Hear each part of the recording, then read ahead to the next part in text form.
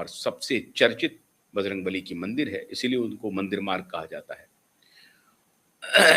तो मंदिर मार्ग ले जाया गया प्रियंका जी को और छत्रसाल स्टेडियम ले जाया गया श्रीमान राहुल गांधी को।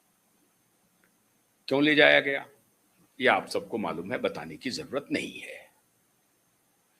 लेकिन कल क्या हुआ, इतने नाटक हुए हैं राजधानी दिल्ली में और दिल्ली न जाने कितने नाटकों का गवाह बनेगी। वैसे तो दिल्ली के बारे में बड़ा मशहूर है कि ये दिल्ली है 7 बार उजड़ी और 7 बार बनी, अब तो हर दिन उजड़ रही है और हर दिन बन रही है। यहां उजरना और बनने से तात्पर्य क्या है? अय्यारी का, जादू का, टोने का, धोखे का, झूठ का। इसकी राजधानी बनती जा रही है दिल्ली। झूठ बोलिए, धोखा दीजिए, पीठ में छुरा घोंपिए, दिल्ली लेकिन शांत भाव से इन सभी धोखों को देखती जा रही है। कल एक धोखा नाटक सब रचा गया और उस नाटक का स्क्रिप्ट 7 समंदर पार कहां लिखा गया ये पता नहीं है, ये किसी को पता नहीं है, लेकिन स्क्रिप्ट लिखा गया 7 समंदर पार। इसीलिए बीच से ही गायब हो गए। छात्रों की गूंज कार्यक्रम कर रहे थे श्रीमान, लेकिन यकायक 15-20 दिन के लिए, 20-25 दिन के लिए गायब हो गए और यकायक अवतरित हुए। कांग्रेस पार्टी के किसी नेता को मालूम नहीं श्रीमान राहुल गांधी हैं कहां, लेकिन गायब थे। देश में नहीं थे, विदेश में थे। विदेश में कहां थे ये किसी को पता नहीं, उन्होंने इसकी जानकारी किसी को नहीं दी। तो ये क्या 20-22 दिन एक गुप्त जगह पर बैठ करके एक गुप्त रणनीति बनाई गई कि कैसे श्रीमान मल्लिकार्जुन खड़गे के जन्मदिन को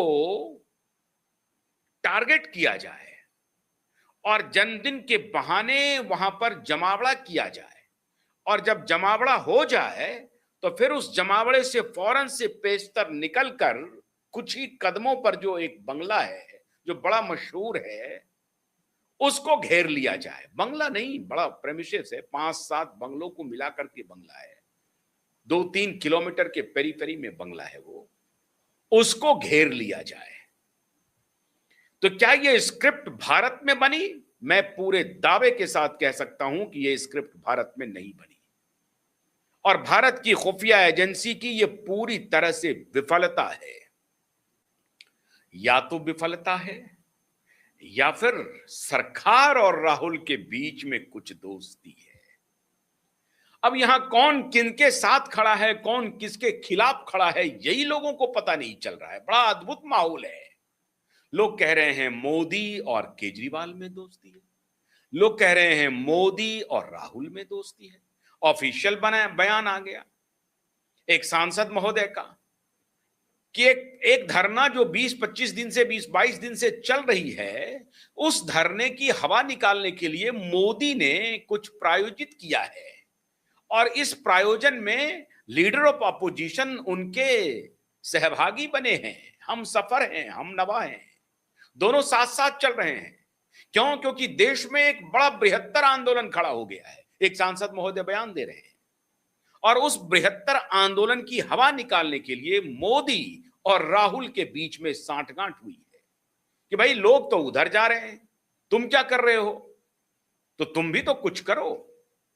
अब इस दोनों में सत्य क्या है, आज जरा पर्दा उठाएंगे, इसलिए आप हमारे साथ बने रहिए। लेकिन आगे की चर्चा के पहले मैं आपसे एक अनुरोध करना चाहता हूं, जिन्होंने हमारे चैनल को सब्सक्राइब नहीं किया है, कृपा करके हमारे चैनल को सब्सक्राइब कीजिए, हमारे YouTube चैनल को सब्सक्राइब कीजिए, हमारे Facebook पेज को फॉलो कीजिए, एक्स पे जिस इस अकाउंट को मैं बार बार दोहराऊंगा कि गेट्स के जमाने में भी नहीं, उस दौर में भी नहीं जब स्वयं एलन मस्क इस टेक डाउन को लेकर के चर्चा कर रहे थे, उस दौरान भी हमारा एक्स हैंडल चलता रहा। लेकिन पता नहीं एलन मस्क के आते ही और एक पॉडकास्ट होने के फौरन बाद 12 घंटे के बाद मेरे एक्स के हैंडल को सस्पेंड किया गया वो एक्स हैंडल फिर से दोबारा आ गया है, क्यूवाइब के नाम से है, आप उसे जरूर फॉलो कर सकते हैं।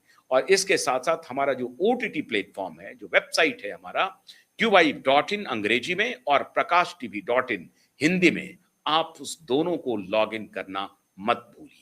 ये मैं आप सबसे, हमारे दर्शकों से विनती कर रहा हूं, अनुरोध कर रहा हूं। ऐसा करने भर से ही आपका जो हमारे प्रति सहयोग है वो जबरदस्त होगा और हम आपके इस सहयोग के प्रति आभारी हैं और आगे भी रहेंगे। तो QYIB.in को भी फॉलो कीजिए, prakashtv.in को भी फॉलो कीजिए और सभी सोशल मीडिया प्लेटफॉर्म को फॉलो कीजिए। अब आते हैं अपने मूल विषय पे। हुआ क्या? कल मल्लिकार्जुन खड़गे जी का जन्मदिन था। कानो कान किसी को खबर नहीं मिली। संसद हुआ, संसद एडजर्न हुआ, आज तक के लिए संसद एडजर्न हुआ। कानो कान किसी को खबर नहीं। संसद में राहुल गांधी पेपर लीक के मुद्दे पर चर्चा चाहते हैं। सरकार चर्चा के लिए तैयार है। अखिलेश यादव जी चर्चा चाहते हैं, सरकार चर्चा के लिए तैयार है। लेकिन 21 तारीख को एक बड़ा शो आयोजित करने की रूपरेखा 7 समंदर पार बनी। जगह किसी को मालूम नहीं है, कौन कौन लोग थे उस मीटिंग में किसी को मालूम नहीं है, लेकिन राष्ट्रीय कांग्रेस के राष्ट्रीय नेता श्रीमान राहुल गांधी वहां मौजूद थे, इसकी जानकारी है। राहुल गांधी के पास कई और लोग उनके जानकार बैठे थे और कहा जा रहा है किस वेश में, किस देश के कौन से एजेंसी के लोग बैठे थे, इसका खुलासा नहीं हुआ है। लेकिन भारत की खुफिया एजेंसी, खासतौर से रॉ, अब इस पर शोध करना प्रारंभ कर चुकी है। राहुल गांधी भी अब रॉ के निशाने पर आ गए हैं कि क्या बात है। जब भी वो विदेश जाते हैं उन्हें एसपीजी सुरक्षा मिली हुई है, उन्हें जेड सिक्योरिटी की सुरक्षा है, और कई बार जेड सिक्योरिटी की सुरक्षा में जब आप देश से बाहर जाते हैं तो उस देश विशेष के सिक्योरिटी एजेंसी को अलर्ट करना पड़ता है, और वो सिक्योरिटी एजेंसी एक विशेष इंतजाम करती है जो आपके यहां, आपके देश में जो सिक्योरिटी से एक प्रकार से प्रोटेक्टेड लीडर्स हैं, उनको देश के बाहर भी सिक्योर किया जाए, उनके लिए भी एक व्यवस्थित सिक्योरिटी का इंतजाम किया जाए। इसलिए उस देश विशेष के सिक्योरिटी एजेंसी, खुफिया एजेंसी चाक चौबंद रहती है और उनके बीच में इंफॉर्मेशन का आदान प्रदान होता है। कई बार से भारतीय खुफिया एजेंसी, भारत के जो सिक्योरिटी एजेंसी हैं, उनकी बातचीत होती भी है, नहीं भी होती है।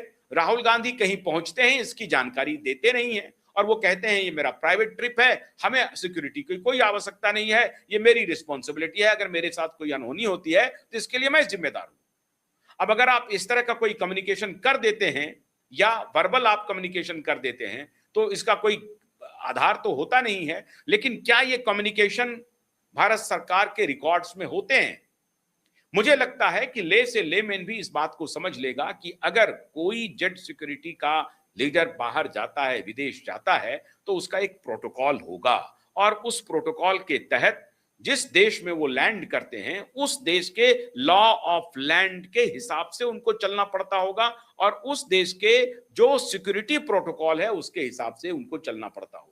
और दोनों, भारत और उस देश विशेष के सिक्योरिटी प्रोटोकॉल आपस में इंफॉर्मेशन का आदान प्रदान करते होंगे। ये लेमैन भी आपको बता देगा, ये फंडामेंटल है, इसमें कोई रॉकेट साइंस नहीं है कि इस विषय में क्या होता होगा इसका आप स्पेकुलेशन करें। यही होता होगा और यही होना चाहिए। लेकिन राहुल गांधी कहां जा रहे हैं इसकी कोई जानकारी नहीं है, और अगर जानकारी खुफिया एजेंसी को है तो क्या खुफिया एजेंसी फेल कर गई? पक्का मान के चलिए कल जो घटना हुई है उस घटना की रूपरेखा भारत में नहीं बनी है, बिल्कुल नहीं बनी है। 20-22 दिन से राहुल गांधी गायब थे, पब्लिक ग्लेयर से बाहर थे, लोग उनको ढूंढ रहे थे, स्टूडेंट ढूंढ रहे थे, गूंज कार्यक्रम उनका शेड्यूल था, लेकिन उसमें नहीं जा रहे थे राहुल गांधी। तो राहुल गांधी कहां थे ये पता नहीं है। यहीं थे राहुल गांधी, जहां कहीं भी थे वहां यही स्क्रिप्ट लिखा जा रहा था कि भाई एक आंदोलन वहां चल रहा है, उस आंदोलन को देखो, लोगों का ट्रैक्शन मिल रहा है, लोग जा रहे हैं और किस किस तबके के लोग जा रहे हैं पूरी दुनिया ने अब देख लिया है। तो लोग वहां जा रहे हैं। अब ये अगर तुम इंटरवीन नहीं करोगे तो ये पूरा मूवमेंट कोई और लेके चला जाएगा। और अगर चाहते हो कि वो मूवमेंट भी चलता रहे, तुम भी मूवमेंट खड़ा करो और फिर दोनों ज्वाइंट हो जाओ मोदी को हटाने के लिए, तो ये भी मुमकिन है। वहां राहुल ने कहा कि भाई नहीं, ऐसा नहीं चलेगा, क्योंकि रूपरेखा तो हमारी है, हमारी राष्ट्रीय संगठन है, हमारे कार्यकर्ता आंदोलन कर रहे हैं सड़कों पर, 36 शहरों में हमने आंदोलन किया है, हमारे खिलाफ वाटर कैनन प्रयोग किए हैं पुलिस ने बल प्रयोग किया है कई शहरों में। तो हमारे कांग्रेस के कार्यकर्ता लड़ाई लड़ रहे हैं सड़कों पर, यह आंदोलन हम किसी सूरत में किसी अन्य को जाने नहीं देंगे। माजरा देखिए, जो इंडिया गठबंधन है वो तार तार हो गया। कल शरद पवार आए, वो भी गए, ठाकरे आए, वो भी गए। शरद पवार अब एनडीए को समर्थन कर रहे हैं, इसलिए कांग्रेस से दूरी है। ठाकरे ने पहले ही कह दिया है कि परिसीमन और महिला आरक्षण पर हम समर्थन करेंगे, डर है बेटे को जेल जाने से, तो वो पहले से कह रहे हैं। लेकिन आंदोलन में आकर के खड़े हो रहे हैं ताकि हम अपना फेस भी सेव करते रहें कि हम एनडीए से